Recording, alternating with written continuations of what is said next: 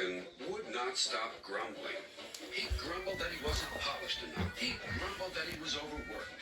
Most of all, he grumbled about the passengers. "I'm ashamed of you, Duncan," said Skarloey. "Thank goodness Rheneas is coming home soon. Perhaps he'll teach you some sense before it's too late." "What has Rheneas to do with me?" "Rheneas saved our railway," replied Skarloey. "Please tell us about it," said Peter Sam. "Well," began Skarloey, "it was before you came here. Things were bad. Rheneas and I had to keep the trains running, or our railway would have to close."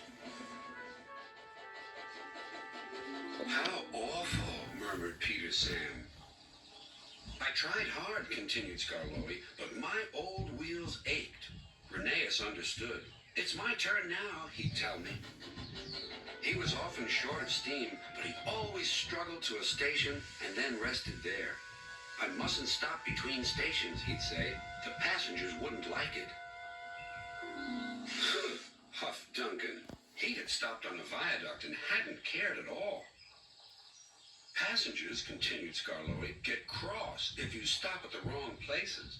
Rheneas stopped in the wrong place once, and this is what happened."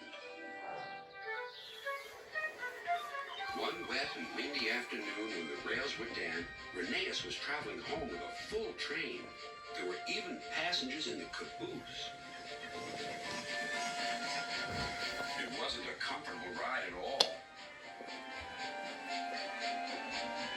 Rheneas's wheels kept slipping, and it was a steep climb.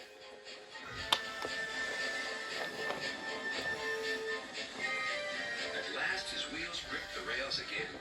The worst is over, he thought. Now we're away.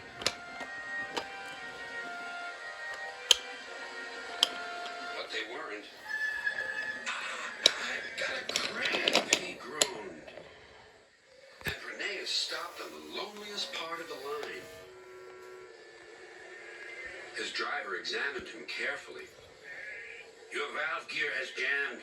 We need to reach the next station. Do you think you can still get us there?" "I'll try," replied Rheneas.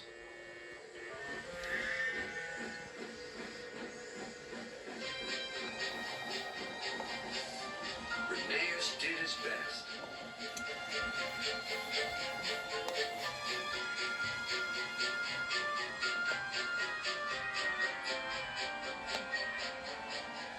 "If I fail," he thought to himself, "the passengers will be cross and the railway will close." Everything blurred. He was really too tired to make another turn of his wheels, but he did. And another, and another, and another.